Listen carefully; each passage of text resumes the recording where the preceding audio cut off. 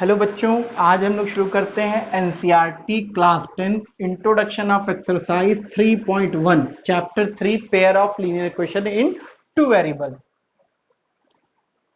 Pair of linear equation in two variable. Before we start the topic pair of linear equation in two variable, must be know term pair linear equation in two variable. इन चीजों को समझना जरूरी है। ये पहली चीज समझते हैं इक्वेशन। इक्वेशन क्या होती है? देखिए, जैसे एग्जांपल ले लेते हैं x प्लस 1, फिर लिया x plus 1 is equal to 0, x plus Y plus 2 is equal to 0, या X square Y square plus Z is equal to 0, या X square plus Y plus 2 is equal to 0। ये सारे algebraic expression हैं। ठीक है, अब हम equation की बात करें तो इक्वेशन क्या है? इक्वेशन की डिफिनेशन ये कहती है कि अगर कोई भी एक्सप्रेशन हो जिसके पास दो साइड हो, एक एलएचएस साइड हो और एक आरएचएस साइड हो, तो उसे क्या बोलते हैं? इक्वेशन बोलते हैं। अगर देखिए यहाँ पर, तो यहाँ पे क्या है, इसमें एलएचएस भी और इसमें आरएचएस भी। ये साइड हमारा क्या कहलाएगा? एलएचएस, और ये क्या कहलाएगा? आरएचएस। इट मीन्स ये क्या है? इक्वेशन। अगर यहाँ देख लीजिए एलएचएस है और ये क्या है? आरएचएस है। यहाँ पूरे में देख लीजिए एलएचएस है और ये आरएचएस है। ये आरएचएस हो जाएगा और ये एलएचएस हो जाएगा। इसमें एक चीज ध्यान देने वाली है, ये जो सिंबल होता है ये रिप्रेजेंट करता है किसको? इक्वेशन को। क्या करता है? रिप्रेजेंट करता है इक्वेशन को।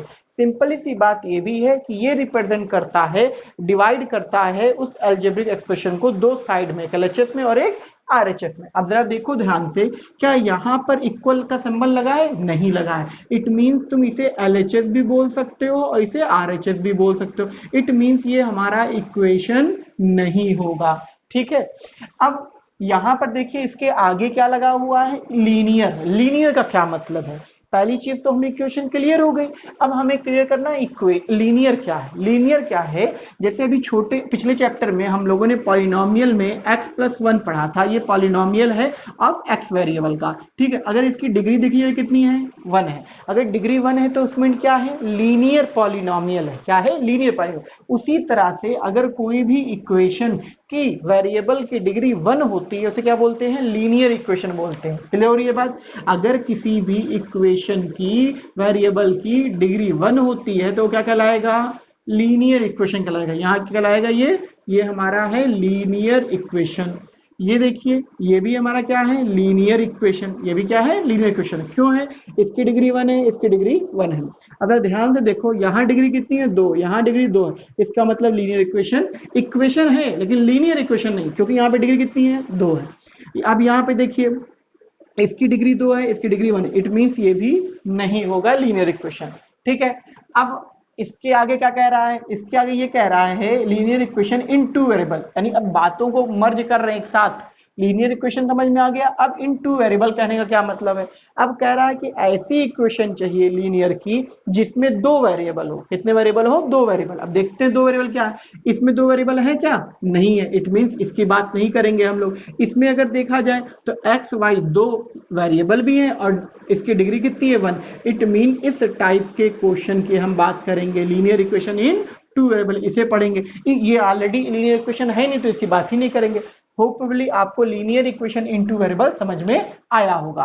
ठीक है, ये होता है किस तरह से हम पहचान करते हैं linear equation in two variable की।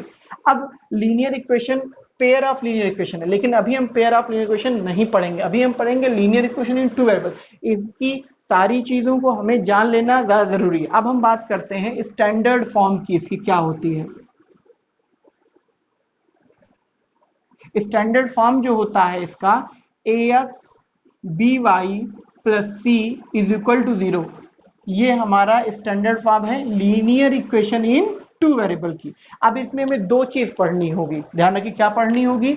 एक तो इसके सॉल्यूशन को जानना होगा, दूसरा जो है इसका रिप्रेजेंट जानना होगा, ग्राफिकली कैसे इसको रिप्रेजेंट करते हैं। ध्यान दीजिए, जब हमारे पास पॉलिनोमियल x प्लस 1 था कोई, उसकी डिग्री 1 थी तो लीनियर पॉलिनोमियल हुआ। तो उसे ग्राफ पे कैसे रिप्रेजेंट करते थे? स्ट्रेट लाइन से रिप्रेजेंट करते। सेम ऐसे ही यहाँ पे भी है, अगर किसी भी linear equation in two variable का कोई भी स्टैंडर्ड फॉर्म दिया है या एक्सप्रेशन दिया है तो उसकी डिग्री 1 है, तो उसे किससे रिप्रेजेंट करेंगे, एक स्ट्रेट लाइन से रिप्रेजेंट करेंगे। कैसे करेंगे, स्ट्रेट लाइन से। चाहे स्ट्रेट लाइन ऐसे हो जाए, चाहे ऐसे हो जाए, चाहे इस तरह से, किसी भी तरह से हो जाए, मतलब होनी इस तरह से चाहिए। अब बात करते हैं इसका सलूशन, इस स्टैंडर्ड लाइन का सलूशन क्या होगा। मतलब एग्जांपल देख लीजिए, कहीं लिखा है x minus Y is equal to 1, ये क्या है, linear equation in two variable. कैसे है, पहली चीज देखिए, इसमें इक्वल की साइन लगा है, इसमें इक्वेशन है, दो वेरिएबल है और दोनों की डिग्री कितनी है, 1 है, तो इसे क्या पढ़ेंगे हम, linear equation in two variable पढ़ेंगे। ठीक है, अब इसके क्या चाहिए, हमें सोल्यूशन चाहिए, तो हम क्या करेंगे, एक्स को एक तरफ कर लो, बाकी सारी चीजें उधर शिफ्ट कर दो, तो प्लस वाई हो जाएगा, ये आपका इक्वेशन बनकर आ जाएगा। इस तरह के क्वेश्चन आप लोगों ने छोटे क्लास 9th में सॉल्व किया है।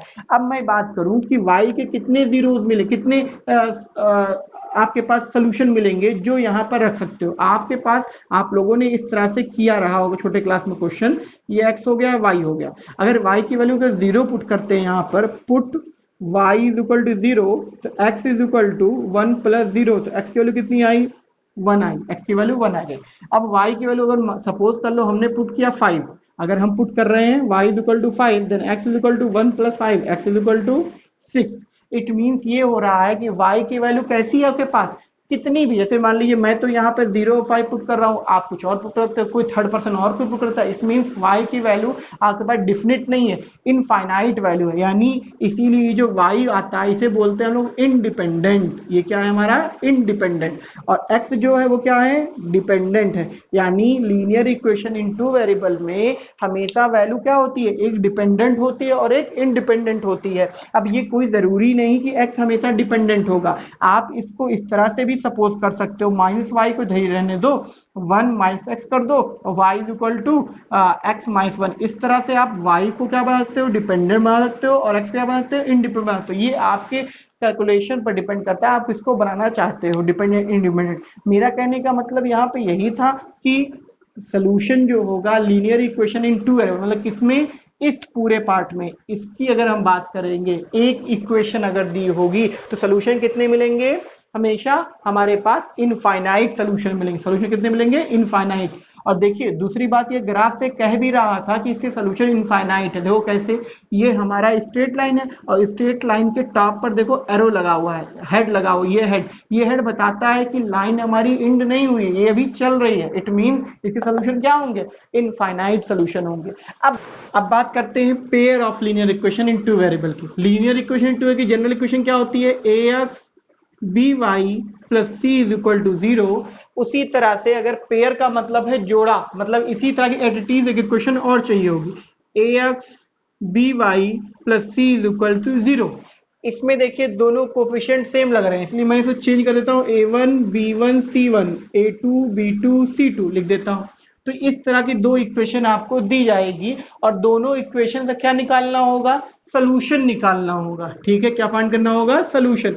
सोल्यूशन आप दो टाइप से निकाल सकते हैं, एक ज्योमेट्रिकल मेथड से निकालेंगे आप लोग, ज्योमेट्रिकल मेथड, दूसरा अलजेब्रिक मेथड। ठीक है, दो मेथड से इस x और y की वैल्यू को हमें क्या होगा, बताना होगा। ठीक है, आपके एक्सरसाइज 3.1 के इंट्रोडक्शन में सिर्फ इतना ही समझना है आपको कि आपके पास कोई अलजेब्रिक एक्सप्रेशन दिया रहेगा, उस अलजेब्रिक एक्सप्रेशन को ग्राफ पर कैसे प्लॉट करना है, या आपको कोई स्टेटमेंट दिया रहेगा और उस स्टेटमेंट को आप पहले अलजेब्रिक एक्सप्रेशन बनाना पड़ेगा, उसके बाद हमें ग्राफ पर प्लॉट करना होगा। देख लेते हैं, दो एग्जांपल है यहाँ पर। कह रहा है इस एग्जांपल में कोई दो रेल है, उसकी इक्वेशन रिप्रेजेंट की गई है इस तरह से, रिप्रेजेंट द ज्योमेट्रिकल। इस तरह से क्या करना है, ज्योमेट्रिकल रिप्रेजेंट करना। कर लेते हैं इसको। हमारे पास लिखा है x plus 2y minus 4 is equal to 0, ये इक्वेशन दी गई है। अब इसको कैसे लिखेंगे, अभी मैंने आपको सॉल्व करके पिछले थोड़ी देर पहले बताया था कि एक को डिपेंडेंट बनाओ, दूसरे को इंडिपेंडेंट बनाओ। तो क्या कर लो, 4 इधर रहने दो, 2y इधर शिफ्ट कर दो, माइनस 2y, ये आपकी बन के आ गई एक इक्वेशन। यानी y की वैल्यू पुट करते जाओ, x की वैल्यू आपको मिलती चली जाएगी। तो सपोज कर लेते हैं कि हमारे पास एक x है, एक y है, तो y की वैल्यू पुट करते हैं 0, तो पुट y इक्वल 0 किसमें, इस इक्वेशन के लिए। तो कितना हो जाएगा x is equal to 4 minus 2 into 0, it mean x की वैल्यू कितनी आई 4 आई। अगर हम पुट करेंगे 1 x की वैल्यू कितना जाएगा, put y equal 1, x is equal to 4 minus 2 into 1, x is equal to 2। 1 put कर रहे हैं तो कितना आ रहा है 2 आ रहा है। इसी तरह से और क्या पुट कर लें, मान लीजिए 2 पुट कर लेते हैं तो कितना आएगा, put x is equal to y is equal to 2, x is equal to 4 minus 2 into 2, it become 4 minus 4, x is equal to कितना हो गया 0, x इज इक्वल टू 0।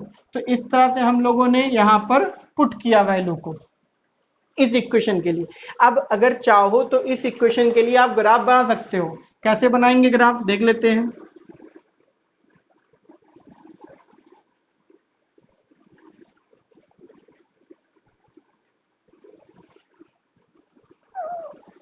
ये सपोज कर ले 1 2 3 4 5, 1 2 3 4 5, 1 2 3 4 5